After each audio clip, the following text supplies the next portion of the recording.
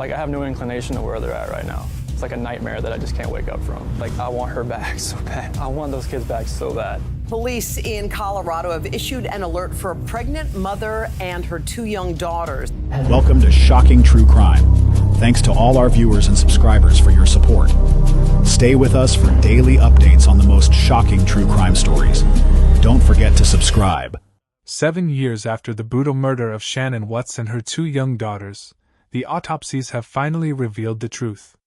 For years, the focus has been on Chris Watts's chilling confessions and the lies he told.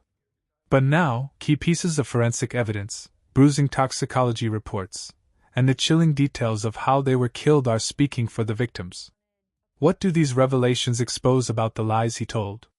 And how does the physical evidence change everything we thought we knew? Stay tuned because the truth is more horrifying than you could imagine. In the early hours of Monday, August 13, 2018, 34-year-old Shannon Watts stepped out of her friend Nick Atkinson's car and walked toward the front door of her Frederick, Colorado home. It was just after 1:45 a.m. A neighbor's doorbell camera captured her walking toward the front door, dressed in black, carrying her purse, phone, and suitcase after returning from a business trip in Arizona. It was the last time she was seen alive outside her home. Inside, her daughters, 4-year-old Bella and 3-year-old Celeste, were asleep. Shannon was 15 weeks pregnant with a baby boy the couple had named Nico. Chris Watts later claimed he was asleep before leaving for work around 5:15 a.m. at Anadarko Petroleum. By morning, alarm bells began ringing among Shannon's friends. She was deeply active on social media and rarely missed appointments.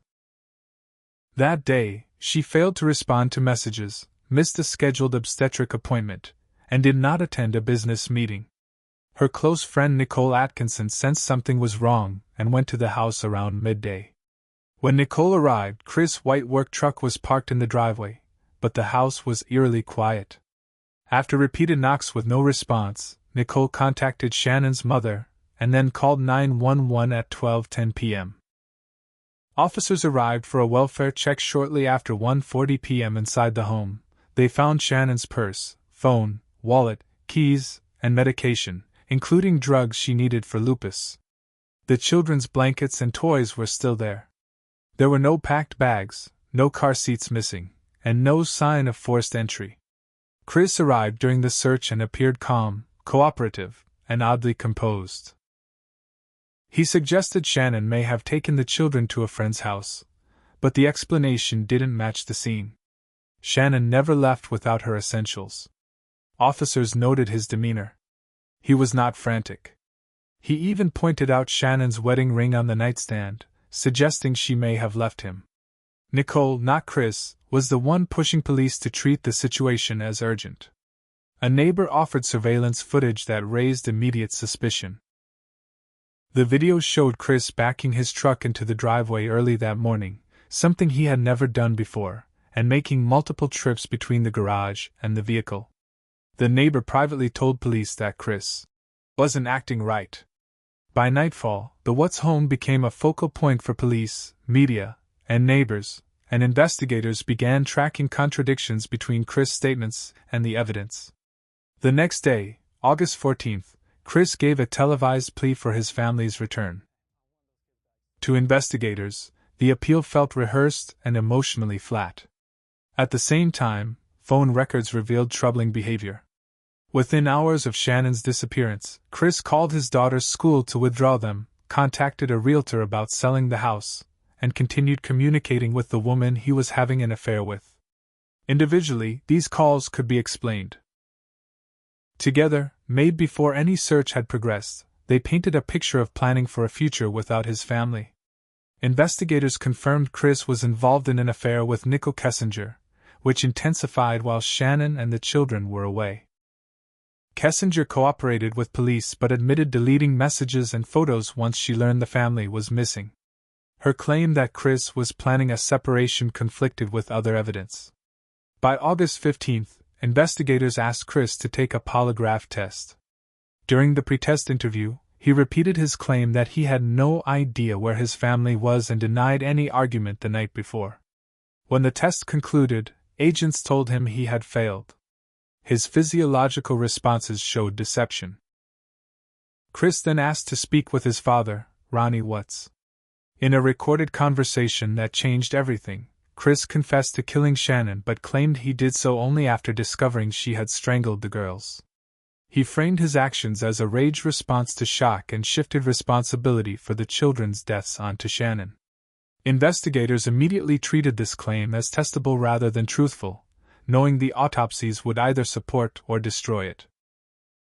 Using GPS data from Chris' work truck, investigators identified a remote Anadarko oil site known as Survey 319. At the site, drone footage revealed disturbed soil and a sheet matching one from the Watts home. Shannon's body was recovered from a shallow grave near the oil tanks early on August 16 and pronounced dead at 5 a.m. Later that day, Bella and Celeste were recovered from separate crude oil tanks, each accessed through small 8-inch hatches. Celeste was pronounced dead at 3:40 p.m. and Bella at 5:50 p.m. The manner of disposal alone contradicted any narrative of panic or sudden loss of control. The logistics required time, effort, and intent. Autopsies began immediately. Shannon's examination showed internal bruising to the neck muscles and structures consistent with manual strangulation. There were no defensive injuries on her hands or arms and no injuries on Chris that would suggest a violent struggle.